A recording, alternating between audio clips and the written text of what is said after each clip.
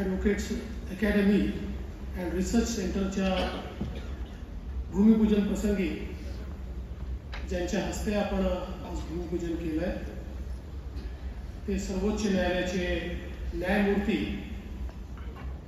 आणि खऱ्या अर्थानं सर्व वकिलांचे गार्जियन जस्टिस भूषण गवई साहेब,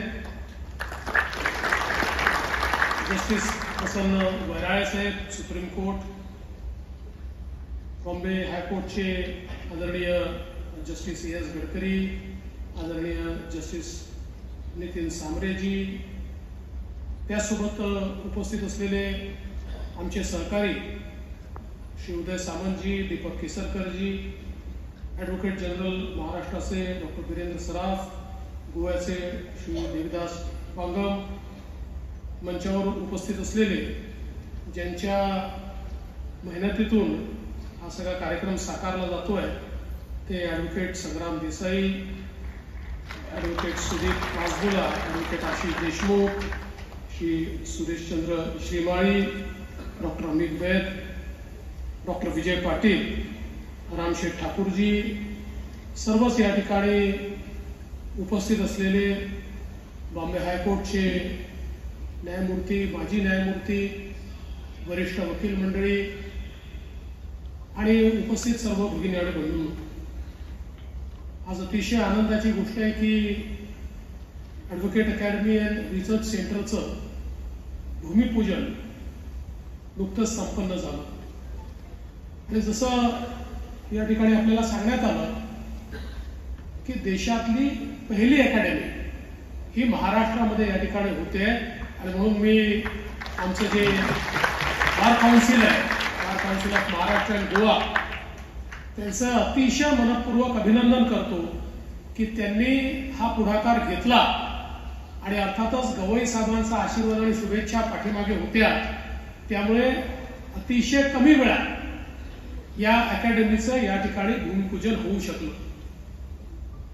संग्रामजींनी सांगितलं हे खरं आहे की सातत्याने त्यांचा पाठपुरावा असायचा. संग्रामजी पारिजात मला सातत्याने भेटायचे आणि आमच्या जागेचं काय, आम्हाला लवकर जागा द्या, आम्हाला अकॅडमी तयार करायची आहे. 2 जागा आपण त्या ठिकाणी पाहिल्या होत्या, एक पनवेललाही बघितली होती, पण तिला युजर चेंज करण्याकरता वेळ लागणार होता. पण मी आमचे मित्र उदय सामंत यांचं अभिनंदन करतो की त्यांनी पुढाकार घेतला आणि या ठिकाणी ही जी तळोजीची जागा आहे ती त्यांनी सुचवली आणि तात्काळ माननीय मुख्यमंत्र्यांच्या संमतीनं ही जागा या ठिकाणी शासनाने या अकॅडमी करता दिली आणि आज त्याचं भूमिपूजन देखील झालंय. खरं तर मला असं वाटतं की ही अतिशय चांगली गोष्ट आहे, कारण आपल्या देशामध्ये बार काउन्सिल्स सगळीकडे आहेत, देशाची प्रत्येक राज्यामध्ये आहे, प्रत्येक हायकोर्टामध्ये आहे आणि आमचे सगळ्या बार काउन्सिलचे जे सदस्य आहेत ते सातत्याने प्रयत्न करत असतात की आमचे जे वकील आहेत त्यांना योग्य प्रकारचा न्याय मिळावा, सोयीसुविधा मिळाव्या, त्यांना योग्य ज्ञान मिळावं.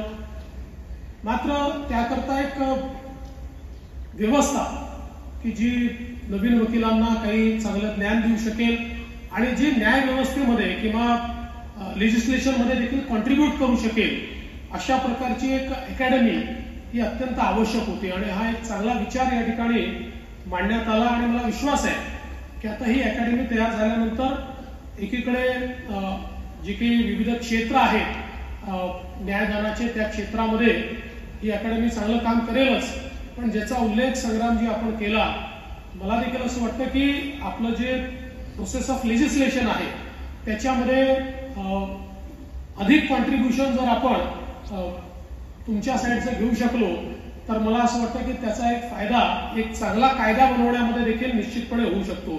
आणि एखादा कायदा बनवत असताना त्या संदर्भातले इनपुट्स किंवा त्या संदर्भात त्याचं ॲप्रिसिएशन हे जर अशा प्रकारची अकॅडमी करू शकली आणि ही व्यवस्था जर आपण उभी केली तर मला असं वाटतं की कायद्यांमध्ये अधिक लोकाभिमुखता आणता येते आणि अधिक अचूकता देखील आपल्याला आणता येईल आणि म्हणून अतिशय चांगल्या प्रकारची ही अकॅडमी आता या ठिकाणी सुरू होते.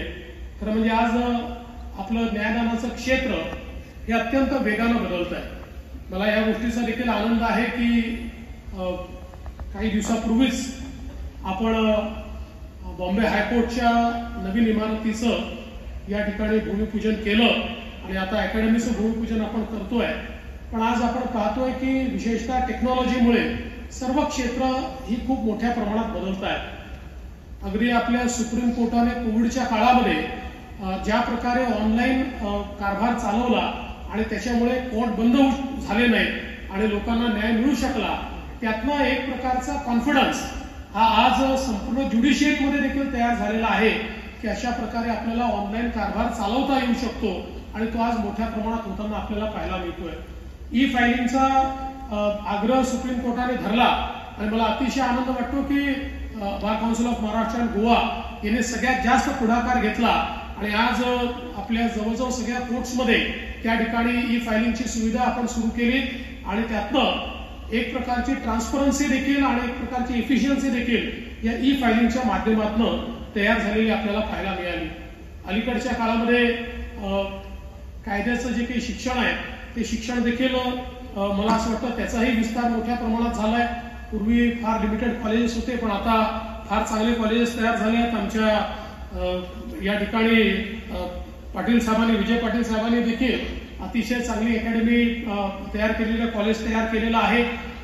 खरं म्हणजे जे काही मंचावर बसलेले जजेस आहेत ते जजेस ही गोष्ट निश्चितपणे समजू शकतात, त्याचे साक्षीदार आहेत की ज्या काळामध्ये त्यांनी किंवा आम्ही लॉचं शिक्षण घेतलं त्यावेळी इतके चांगल्या कॅम्पसेसचा कधी कॉन्सेप्ट नव्हता. त्याच्यामुळे अलीकडच्या काळातले कॅम्पसेस पाहिल्यानंतर खरोखर मनापासून आनंद वाटतो की आपली एज्युकेशन सिस्टीम ही वेगानं पुढे चाललेली आहे.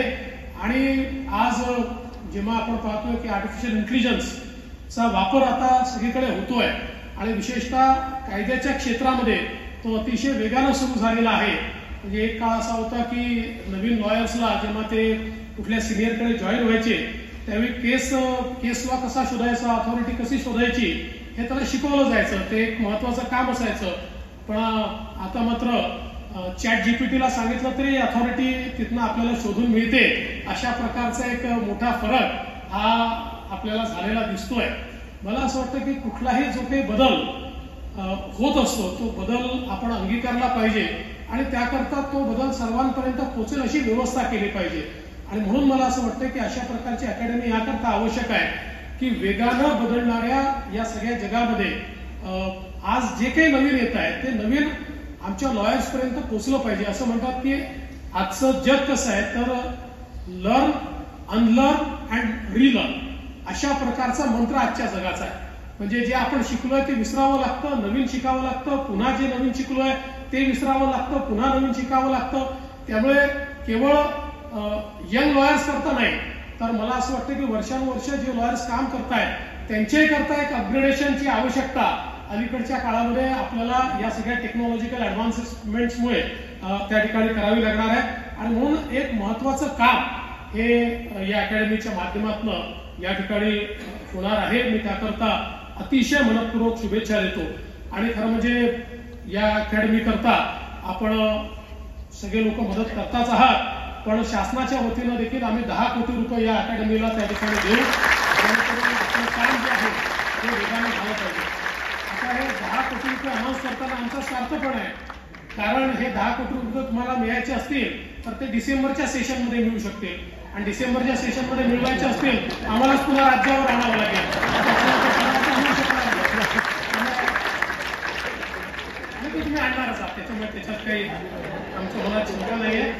पण आपण ज्या तिन्ही मागण्या पूर्ण केल्या या ठिकाणी मांडल्या, खरं म्हणजे त्याही संदर्भात निश्चितपणे मी आपल्याला आश्वस्त करू इच्छितो की जो ऍडव्होकेट्स ऍक्ट आहे त्या ऍक्टला एक्सपिडाईट करण्याचा प्रयत्न आपण करू. मागच्या काळात काही थोड्याशा त्याच्यामध्ये अडचणी होत्या, पण आमचे सराफ साहेब आहेत आणि आमचे सराफ साहेब हे दोन्हीकडचं बॅलन्स करत असतात.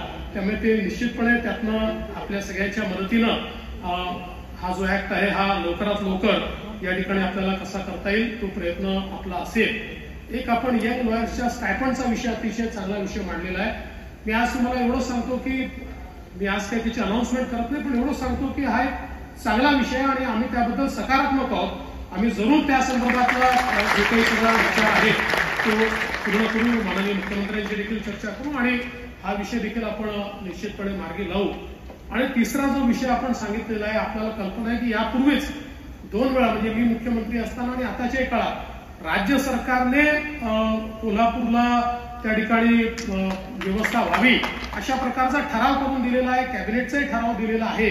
त्यामुळे आता हा सगळा बॉल हा बॉम्बे हायकोर्टच्या कक्षामध्ये आहे, हा चेंडू आता त्यांच्याकडे आहे.